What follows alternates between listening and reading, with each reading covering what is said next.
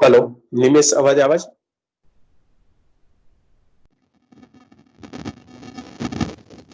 Hello हाँ आवे छे निमेश अवाज?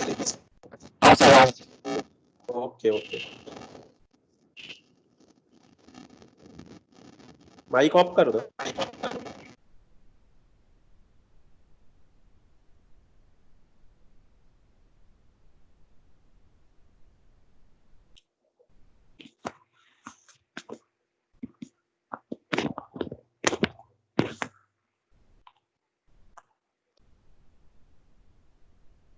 नमस्कार गई काले आपने संस्कृत बीएसएम 3 सीसी 303 અને સી 303 માં કાવ્ય પ્રકાશનામાં મમ્મટનું જીવન અને મમ્મટની કૃતિઓ વિશે અભ્યાસ કરી ચૂક્યા છીએ। આજે આપણે આ પીપીટીના મારફતથી આજે લેક્ચરમાં મમ્મટના સમય વિશે અભ્યાસ કરીશું।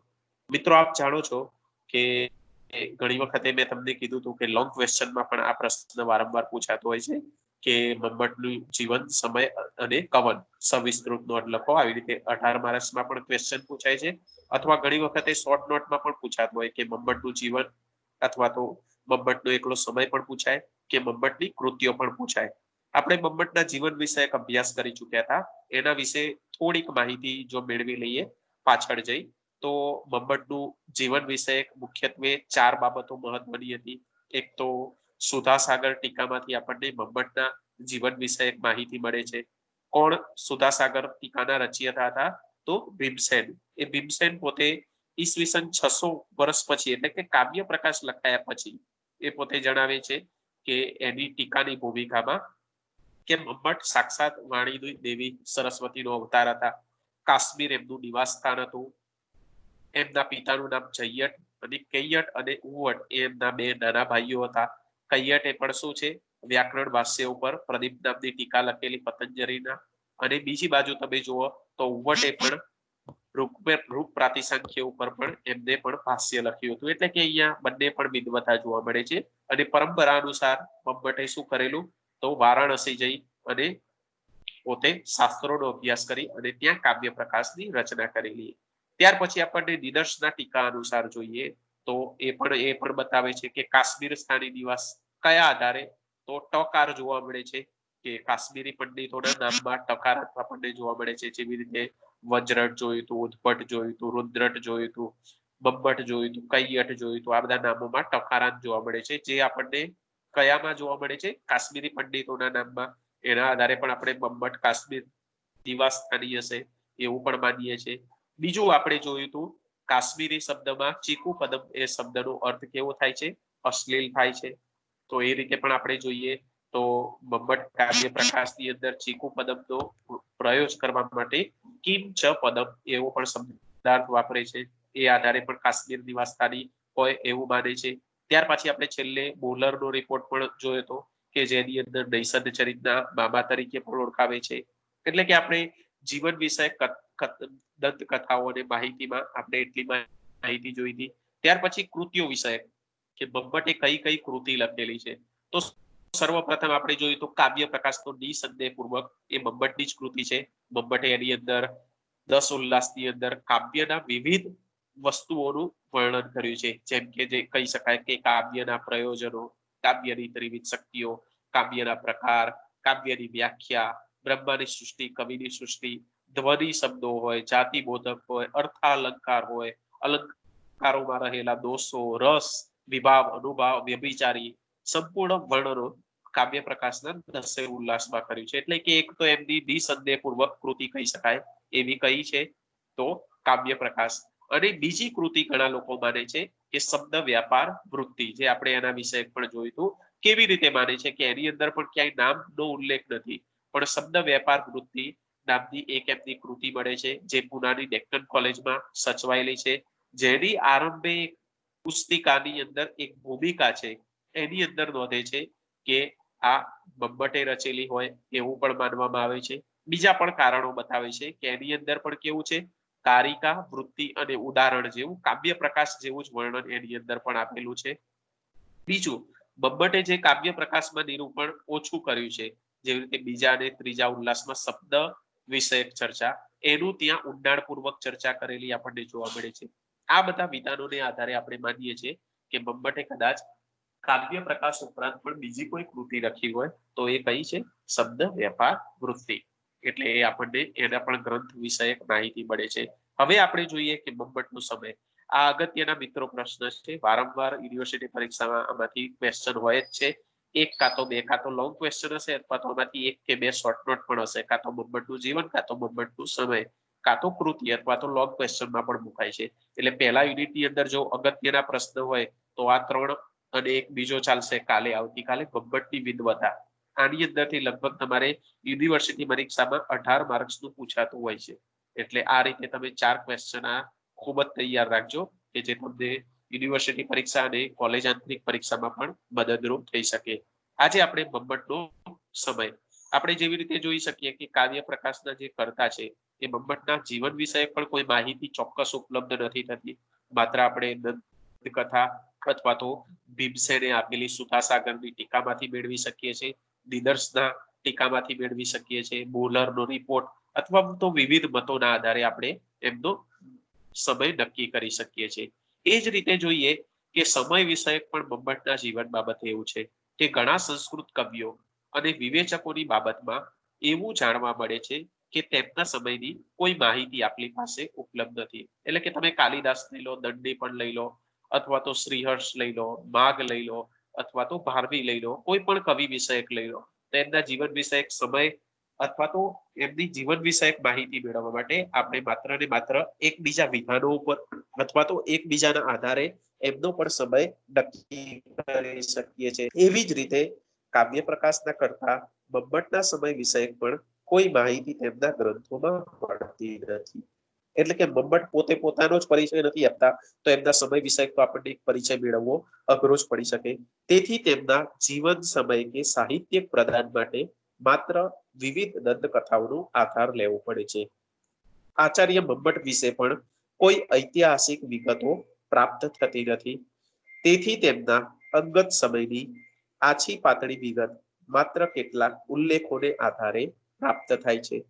મોટા ભાગના પુરાવાના આધારે મમ્મટનો સમય ઈસવીસન 1050 થી 1150 ની વચ્ચે થયેલો માને છે. એટલે કે એક વાક્યમાં OMR MCQ કદાચ તમારી એક્ઝામ હોય આપણે એ રીતે પણ કદાચ તૈયાર રહેવું પડે.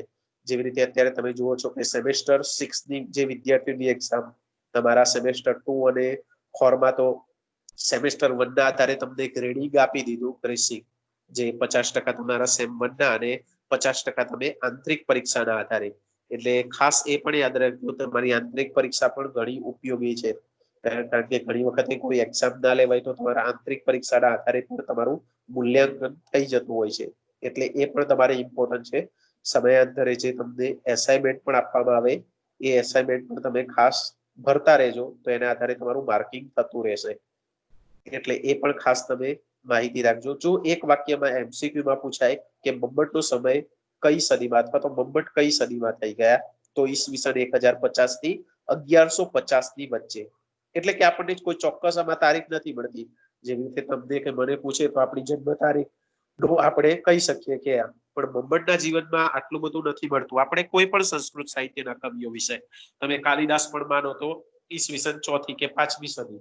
બસ આ જ રીતે આપણે એમના જીવન વિશે માહિતી મેળવી શકીએ છીએ. એટલે કે આખી સદીનો સમયગાળો કે કેવી રીતે સદીનો સમયગાળો કરવામાં આવે છે નક્કી એ વિષય હવે આપણે અહીંયા જોઈશું. તો ખાસ એટલી બાબત યાદ રાખજો કે મમ્મટનો સમય ઈસવીસન 1050 થી 1150 ની વચ્ચે છે. એક વાક્યમાં MCQ માં જો પૂછાય તો. હવે આપણે જોઈએ કે કેવી રીતે એમના મમ્મટનો સમય નક્કી કરે છે. કે મમ્મટ કાવ્ય પ્રકાશના એટલે કે કવિ પોતાના ગ્રંથની અંદર અમુક વસ્તુઓનો ઉલ્લેખ કરતો હોય છે. ધારો કે કોઈ વ્યક્તિ પોતે ગ્રંથ લખી રહ્યો હોય તો બીજા ઘણા બધા ગ્રંથોનો એને અભ્યાસ કર્યો હોય અને એ અભ્યાસના આધારે એ પોતે બીજા કોઈ ગ્રંથનો આશ્રય લઈ અને પોતાના ગ્રંથમાં પણ એની કથા વસ્તુનો ઉલ્લેખ અથવા તો ઉદાહરણો પણ લખતો હોય. ધારો કે આપણે પણ ઘણી વખતે કોઈકના ઉદાહરણ આપતા આવીએ છીએ, કોઈ વ્યક્તિ અથવા તો કોઈ બુકમાંથી વાંચેલું હોય તો એના આધારે પણ સમયગાળો નિશ્ચિત થતો હોય છે. મમ્મટના કાવ્ય પ્રકાશમાં પણ એવું છે કે ચોથા ઉલ્લાસમાં આચાર્ય અભિનવ ગુપ્તનો ઉલ્લેખ આવે છે. એટલે કે પોતે ચોથા ઉલ્લાસની અંદર આચાર્ય અભિનવ ગુપ્ત જેમને એક ગ્રંથ લખ્યો છે એના ગ્રંથની માહિતીનો ઉલ્લેખ આવે છે. હવે આ અભિનવ ગુપ્તનો ઈસવીસન 990 થી 1020 નો સમયગાળો માનવામાં આવે છે. તે માટે મમ્મટનો સમય તે પછી થયો હશે તેમ કહી શકાય. એટલે કે અભિનવ ગુપ્તના વિધાનો એની અંદર ચોથા ઉલ્લાસમાં આવે છે. તેથી કહી શકાય કે અભિનવ ગુપ્તનો સમય શોધવો પડે. તો એના આધારે કહી શકાય કે અભિનવ ગુપ્તનો સમય 990 થી 1020 નો છે. એટલે કે કોઈ વ્યક્તિના ઉદાહરણો ત્યાર અગાઉના ગ્રંથોમાંથી લીધા હોય એટલે એનો સમયગાળા પછી જે વ્યક્તિ થયો હોવો જોઈએ. એટલે કે મમ્મટનો સમય પણ આપણે શું કરી શકાય 1050 થી એટલે મૂકી શકાય છે કે એના પછી કદાચ આસપાસમાં મમ્મટનો જન્મ થયો હોય અને એમને પોતે શું કર્યું હોય આ વિધાનો લીધા હોય. બીજું, ઈસવીસન 1020માં રચાયેલ પદ્મગુપ્તના નવ સાહસ ચરિતમમાંથી 10મા ઉલ્લાસમાં તે કેટલાક શ્લોક ઉદાહરણ તરીકે ઉપયોગમાં લે છે. એટલે કે 1020માં એક પદ્મગુપ્તના નવ સાહસકમ રચિતમમાંથી 10મા ઉલ્લાસ એક ગ્રંથ લખ્યો છે પદ્મગુપ્તે નવ સાહસક ચરિતમ. એમાં 10મા ઉલ્લાસમાં મમ્મટ જે પોતાનું 10મા ઉલ્લાસનું વર્ણન કરે છે કે ઘણા અલંકારો છે એની અંદર 62 અર્થાલંકારોનું વર્ણન કરે છે. તો એમાં કેટલાક ઉદાહરણો લે છે. ધારો કે રઘુવંશમાંથી પણ કોઈ ઉદાહરણ લીધું હોય એવી જ રીતે નવ સાહસક ચરિતમમાંથી પણ 10મા ઉલ્લાસમાં તે અલંકારોના ઉદાહરણ લે છે. જેમ કે 123 નંબરનો અહીંયા જે આપેલું છે એ ઉદાહરણ નંબર છે. ધારો કે ઉદાહરણ આપેલું છે તો એ ઉદાહરણ કયા નંબરનું છે તો 123, 146, 148 અને 157 વગેરે ઉદાહરણો કયા છે તો પદ્મગુપ્તના નવ સાહસક ચરિત્રમાંથી લેવામાં આવેલા છે. માટે મમ્મટનો સમય એ પછી ગણાવી શકાય. કયો તો 1020 પછી. ત્યાર પછી આપણે વિધાનો જોઈએ કે આચાર્ય રૂપ્યકે રચેલા અલંકાર સર્વસ્વ નામના ગ્રંથમાં કાવ્ય પ્રકાશનો ઉલ્લેખ મળે છે. રૂયક ઈસવીસન 1135 થી 1155માં થઈ ગયા છે. માટે મમ્મટ તે પહેલા થયા છે. હવે જે આપણને પેલા બે વિધાનો હતા એ શું હતા મમ્મટના પહેલાના બતાવતા હતા.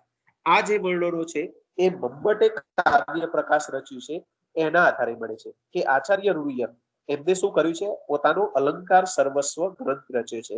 એની અંદર શું કર્યો છે કાવ્ય પ્રકાશનો ઉલ્લેખ કર્યો છે. એટલે કે કોઈ વ્યક્તિ કોઈ ગ્રંથનો ઉલ્લેખ એના પછી થયો હોય તો કરી શકે. એટલે કે કાવ્ય પ્રકાશ પહેલા રચાયું હશે અને પછી રૂયકે અલંકાર સર્વસ્વ લખ્યું હોય અને એ લખતા લખતા એને કાવ્ય પ્રકાશનો ઉલ્લેખ કર્યો હોય. એટલે રૂયકનો સમય જોઈએ તો 1135 થી 1155 છે. એટલે કે મમ્મટ એમના પહેલા થઈ ગયા હોય એવું અનુમાન કરી શકે છે. એટલે કે આ વિધાન મમ્મટના પહેલાનો સમય નક્કી કરે છે અને પેલો પૂર્વાર્ધનો સમય નક્કી કરે છે. બીજું, ઈસવીસન 1159 થી 1160માં માણિક્યચંદ્ર સંકતે સંકેતની રચના કરી. તેમાં કાવ્ય પ્રકાશનો ઉલ્લેખ આવે છે. માટે મમ્મટ તે પહેલા થયા હશે એમ માની શકાય. એટલે કે આ પણ સમય શું છે એના પછીનો. પહેલા ઉપરોક્ત બે વિધાનો જોયા એ મમ્મટે પોતે એના ઉદાહરણો લીધા છે પોતાના ગ્રંથોમાં અને પાછળના આ બે વિધાનો જોઈએ તો કેવા છે મમ્મટના ઉદાહરણો બીજા અન્ય સાહિત્યકારો અથવા તો અન્ય લોકોએ પોતાના ગ્રંથોમાં લીધા છે. જેવી રીતે રૂયકે અલંકાર સર્વસ્વમાં લીધો છે અને માણિક્યચંદ્રએ સંકેતમાં કાવ્ય પ્રકાશનો ઉલ્લેખ કર્યો છે. એટલે કે આના આધારે પણ કહી શકાય કે મમ્મટ 1150 પહેલા થઈ ગયા હોવા જોઈએ. આગળ છે ઈસવીસન 1054માં થઈ ગયું રાજા ભોજના ઔદાર્યની મમ્મટ પ્રશંસા કરે છે. જેમ કે ઉદાત અલંકારનું ઉદાહરણ આના આધારે કહી શકાય કે જે મમ્મટ તે પહેલા થયો હશે. એટલે કે ઈસવીસન 1054માં રાજા ભોજની ઔદાર્યની મમ્મટ પ્રશંસા કરે છે. ઔદાર્ય નામનો ગુણ છે એની. જેમ કે ઉદાત અલંકારનું આના આધારે કહી શકાય કે મમ્મટ તે પહેલા એટલે કે 1054. આગળ આપણે જોઈએ ઈસવીસન 1143 ની આસપાસ રચાયેલા કાવ્યનું શાસન હેમચંદ્રાચાર્ય કાવ્ય પ્રકાશની ટીકા કરે છે. એટલે 1143માં જે લખાયેલું છે કાવ્યનું શાસન તો હેમચંદ્રાચાર્ય શું કરે છે કાવ્ય પ્રકાશની ટીકા કરે છે.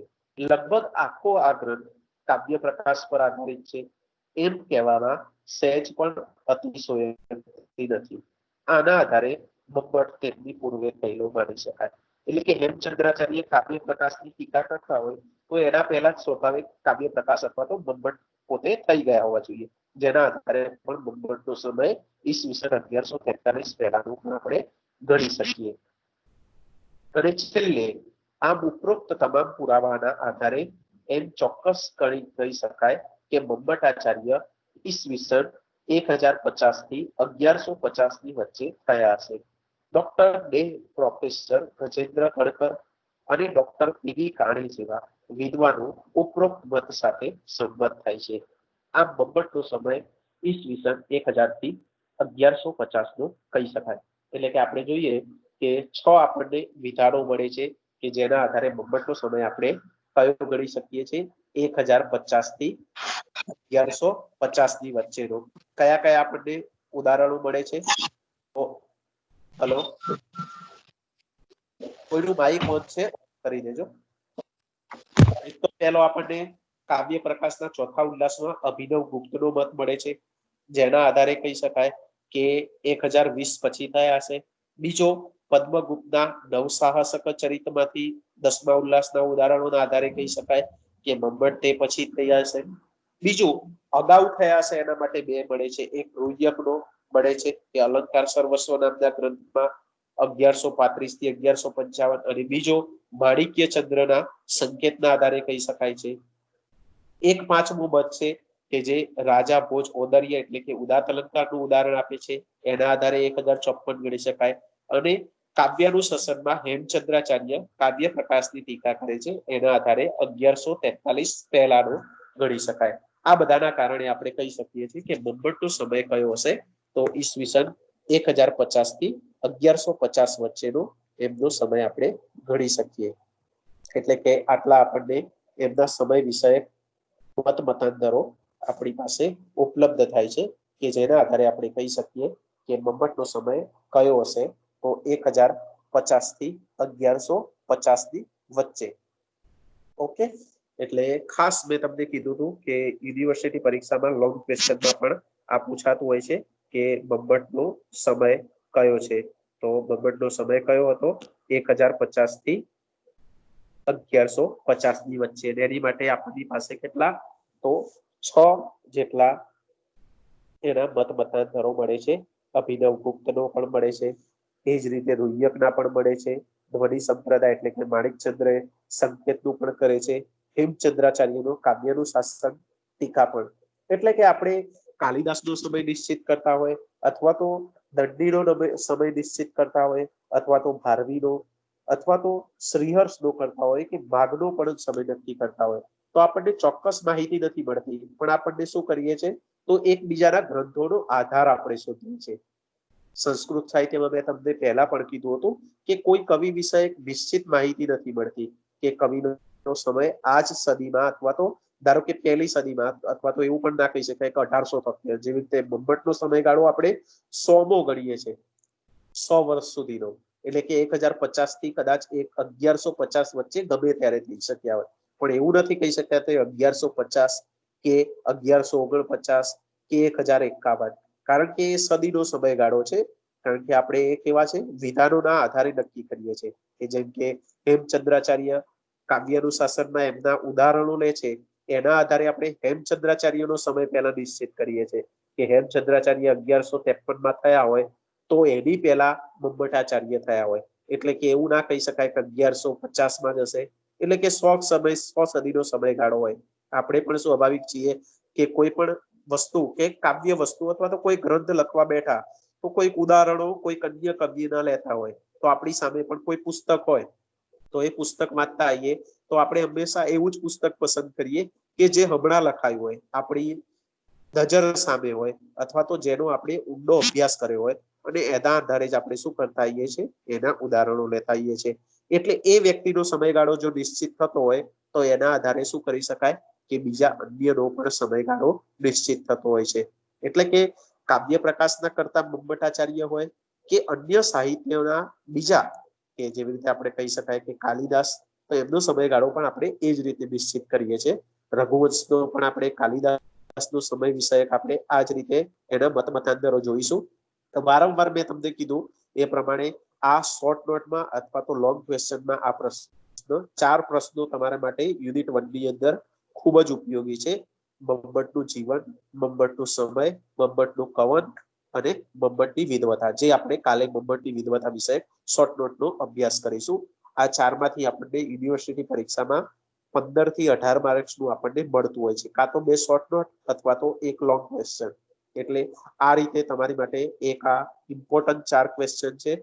નાનકડા છે, તમે સમજશો ટુકડા રૂપે તો તમને સરળતાથી યાદ રહેશે. મેં તમને એક પોઈન્ટની પદ્ધતિ આપી હતી, તમે એક પોઈન્ટ બનાવો દરેક પ્રશ્ન માટે કે કયા કયા પોઈન્ટ તમે યાદ રાખવાના છો, અને એના આધારે તમે જો પ્રશ્નની તૈયારી કરશો તો સરળ રીતે આખો પ્રશ્ન તમને યાદ રહી જશે. તમે મમ્મટનો સમય નક્કી કરતા હોય ત્યારે પણ તમારી અંદર તમારે 6 પોઈન્ટ યાદ રાખવાના છે. પહેલા 2 કેવા છે કે જે મમ્મટને 1050 પછીના ગણાવે છે. બીજા 2 પોઈન્ટો કેવા છે, 1150 પહેલાના ગણાવે છે. એટલે કે એક ઉત્તરાર્ધ ગણાવે છે, એક પૂર્વાર્ધનો સમય નક્કી કરે છે. એટલે કે પછીના 2 જુઓ તો એક પાછો કેવો છે, પૂર્વાર્ધનો સમય નક્કી કરે છે, અને પાછો હેમચંદ્રાચાર્યનું કાવ્યનું શાસનની ટીકા છે, એ આપણને કેવો છે 1153 નો નક્કી હેમચંદ્રાચાર્યનો ગણે છે. તો એના આધારે આપણે મમ્મટનો સમય એ પહેલાનો અથવા તો એ પૂર્વેનો આપણે ગણી શકીએ છીએ. એટલે કે તમે આવી ઉત્તર સીમા અને પૂર્વ સીમા પણ બંને ગોઠવી શકો છો. મમ્મટની કૃતિઓ વિષય પણ મેં તમને ચલાવ્યું ત્યારે પણ કીધું હતું કે એક તો કાવ્ય પ્રકાશ છે, એની અંદર 10 ઉલ્લાસ છે એમની કૃતિ છે. બીજી કૃતિ જે આપણે જોઈ શબ્દ વ્યાપાર વૃત્તિ, જે ક્યાં સચવાયેલી છે તો પુનાની ડેક્કન કોલેજમાં. એવા 1-2 વિધાનો તમે યાદ રાખો. બીજું કે એની અંદર બીજા અને ત્રીજા ઉલ્લાસમાં જે કાવ્ય પ્રકાશમાં ચર્ચા નથી કરી એ કેવી છે, ત્યાં ચર્ચા કરેલી છે, એટલે કે એ પણ કહી શકાય. બીજું એની અંદર પણ કાવ્ય પ્રકાશ જેવી જ રચના છે, જેમ કે કાવ્ય પ્રકાશમાં પણ આપણે જોયું હતું કે કેવું છે તો સર્વપ્રથમ કારિકા છે, પછી ત્યાર પછી વૃત્તિ, અને ત્યાર પછી એનું ઉદાહરણ છે. એ જ રીતે અહીંયા પણ કેવું છે, કાવ્ય પ્રકાશ અને શબ્દ વ્યાપાર વૃત્તિમાં. એટલે કે કોઈ એક જ વ્યક્તિ હોય તો બંને વચ્ચે કૃતિ વચ્ચે સમાનતાના આધારે પણ કહી શકાય કે શબ્દ વ્યાપાર વૃત્તિ એ મમ્મટની જ રચના હશે. બરાબર. તો આ રીતે અને તેમના જીવન વિષય પણ આપણે જોયું હતું કે MCQ સવાલમાં જોઈએ તો મમ્મટના જીવનમાં અગત્યનું તો મમ્મટે પોતે કાશ્મીરના નિવાસસ્થાની અથવા તો કાશ્મીરમાં એમનો જન્મ થયો હતો. એના પિતાનું નામ જય્યટ, એમના બંને ભાઈઓ ઉવ્વટ અને કૈયટ, અને એમના જીવન વિષયક માહિતી ક્યાં પ્રાપ્ત થાય છે તો આપણે જોઈશું કે કયામાંથી થાય છે, સુધાસાગર નામની ટીકામાં. કોને લખી છે? ભીમસેને લખી છે. ક્યારે લખી છે? કાવ્ય પ્રકાશની રચના થયા પછી ઈસવીસન પૂર્વે 600 માં, એટલે કે 600 વર્ષ પછી. બરાબર. તો અમુક આવી તમે નાની પોઈન્ટોમાં બાબતો છે. પીપીટી પણ હું તમને સેન્ડ કરું જ છું ચેટ બોક્સમાં, વોટ્સઅપમાં પણ તમને કરું છું 2 જગ્યાએ. કોઈ પણ પ્રશ્ન હોય તો પાછો તમે જે આપણું ટીમનું ગ્રુપ બનાવેલું છે એ CC 303 નું ક્વેશ્ચન હોય તો CC 303 ના તમે ચેટ બોક્સમાં લખી શકો છો. 304 નો કોઈ ક્વેશ્ચન હોય તો 304 માં લખી શકો છો, અને 305 પેપર CC તો એમાં પણ લખી શકો છો. વાર્તાલાપ કરતા રહેજો તો તમારી મૂંઝવણ દૂર થશે. તમારી માટે પણ આ નવું પ્લેટફોર્મ છે. અત્યાર સુધી તમે વર્ગખંડમાં જ લગભગ અભ્યાસ કરતા આવ્યા છે, સામે જ તમારી સામે અધ્યાપક છે, અને તમે પ્રશ્નોત્તરી ત્યાં કરી અને મૂંઝવણ દૂર કરી શકતા હતા. પરંતુ સમય એવો છે કે અત્યારે કોલેજમાં તમારે આવવું એ તમારા માટે પણ પડકારરૂપ છે, અને સરકારની પણ આગળથી આદેશ એ રીતે છે કે વિદ્યાર્થીઓને કોલેજમાં ન બોલાવવા. બરાબર, સ્પષ્ટ આદેશ છે. આમ તો અત્યારે તમારી વિદ્યાર્થીઓની ફી માટે પણ ઘણું બધા પ્રયાસો થઈ રહ્યા છે. થોડા સમયમાં તમને ફી ભરવાનું સૂચન આપવામાં આવશે. પણ પહેલા તમે કોલેજમાં આવીને પણ ફી ભરી શકતા હતા, પણ અત્યારે કોરોનાના કારણે આપણે ઓનલાઈન બધું ગોઠવેલું છે. સરકારે પણ એટલા જ માટે ઓનલાઈન તમે અભ્યાસક્રમ ના બગડે અને તમારું સેમેસ્ટર પૂર્ણ થઈ જાય એ માટે જ આ તમને લાયસન્સ બધાને જ આના આપ્યા છે, વિદ્યાર્થીઓની અને અધ્યાપકને, કે જેના માધ્યમથી તમે વાર્તાલાપ પણ કરી શકો, કે તમે પણ સામે કનેક્ટ થાવ છો. જે પ્રશ્નો ચલાવવામાં આવે છે એમાં કોઈ તમારે ના પણ સમજ હોય અથવા તો ખબર ના પડી હોય, કઈ પ્રશ્ન હોય તો તમે કરી શકો છો. બીજું ચેટ બોક્સ પણ આપેલું છે. ઘણીવાર કદાચ વિડીયો પૂરો થઈ ગયો પછી પાછા તમે રિપીટ ટેલિકાસ્ટ જુઓ અને પાછી પીપીટી જોઈને કઈ પ્રશ્ન ઉદ્ભવે તો પણ તમે પાછો ચેટ બોક્સમાં પણ પ્રશ્ન કરી શકો. એટલે આપણી અંદર અને આની અંદર 2 વે માધ્યમ છે. બરાબર, એવું નથી કે 1 વે. હું જ અહીંયાથી જે કહું એ તમારે સાંભળી જવાનું, બરાબર? પણ તમારા પણ જે પ્રશ્નો હોય તે તમે રજૂ કરી શકો છો અને એને ચોક્કસ આપણે ચલાવવાનો પણ પ્રયત્ન કરીશું. એવું પણ થાય ઘણી વખતે કે સાહેબ આ બબ્બટનું જીવન કવન સમયમાંથી મને કવન વિષયક સાહેબ ફરીથી એકવાર આપણે લેક્ચર કરવું હોય તો પણ થઈ શકશે, બરાબર? આની અંદર એ પણ ફેસિલિટી છે. એવું જરૂર નથી કે બધા જ વિદ્યાર્થીઓને કદાચ સમજમાં આવી જાય. તમારે પર્સનલ કોઈ એક વિદ્યાર્થીને બબ્બટનું જીવન વિશે ફરીથી કંઈક મારો લેક્ચર સાંભળવો છે તો રિપીટ ટેલિકાસ્ટ પણ સાંભળી શકો છો અને ફરીથી લાઈવ જોડાવવું હોય તો પણ તમે કહી દેજો. સમયની અનુકૂળતા પ્રમાણે આપણે શેડ્યુલ બનાવી અને ફરીથી પણ એનું શું કરીશું, રિપીટ કરી શકીશું. ટૂંકમાં તમારી કોઈ મૂંઝવણ ના રહે, પરીક્ષાની અંદર તમે આરામથી હળવાશમાં જેવી રીતે તમે સામસામે બેઠીને જ આજે ગુરુ શિષ્ય પરંપરા પ્રમાણે અભ્યાસ કરતા હતા એ જ રીતે મોબાઈલના માધ્યમથી પણ તમે કદાચ કરી શકો એવું પ્લેટફોર્મ અત્યારે હાલ ઉપલબ્ધ છે. કોઈ પણ વિદ્યાર્થી મિત્રોને હવે પ્રશ્ન હોય તો આપણે પ્રશ્નોત્તરી કરી લઈએ. દિનેશ, હિતેશ, સોલંકી, શૈલેષ, કલ્પેશ, જે પણ વિદ્યાર્થી મિત્રોને પ્રશ્ન હોય પોતાનું માઇક ઓન કરી અને પ્રશ્ન પૂછી શકે છે.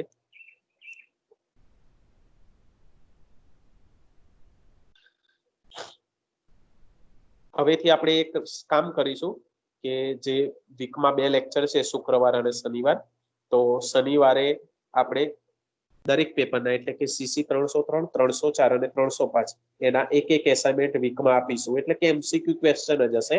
5-10 ક્વેશ્ચન એમસીક્યુ આપીશું જે તમારે બધાને સબમિટ કરવાના રહેશે. મેં તમને સીસી 304માં એક લિંક મોકલેલી છે વોટ્સઅપમાં, ફરીથી પણ મોકલું છું. જે પણ વિદ્યાર્થી મિત્રોને બાકી હોય પૂર્ણ કરી દેજો કે જેના આધારે તમારું મૂલ્યાંકન રોજે રોજનું થતું રહે એક સીટમાં. હવે આપણે 10 અને 50 એક સીસી 305ના લેક્ચરમાં જોડાઈશું, જેની અંદર આપણે આજે વેદો વિષયક પરિચય કરવાનો છે કે વેદ શબ્દનો અર્થ શું અને એનો પરિચય વેદો વિષયક, એના વિષયક આજે આપણે એની અંદર માહિતી મેળવીશું. તો 10-50 સર્વે મિત્રો જે લિંક આપેલી છે એની અંદરથી તમે કેલેન્ડરમાં જોશો તો તમારું શેડ્યુલ તમને બતાવશે. એની અંદર જઈ અને જોઈનના બટન ઉપર જે ટાઈમ છે એ ટાઈમે તમે દબાવશો એટલે તમે તમારા ક્લાસમાં જોઈન થઈ જશો દરેક પ્રશ્ન માટે. ઓકે, અસ્તુ. જય તુ સંસ્કૃતમ, જય તુ ભારતમ.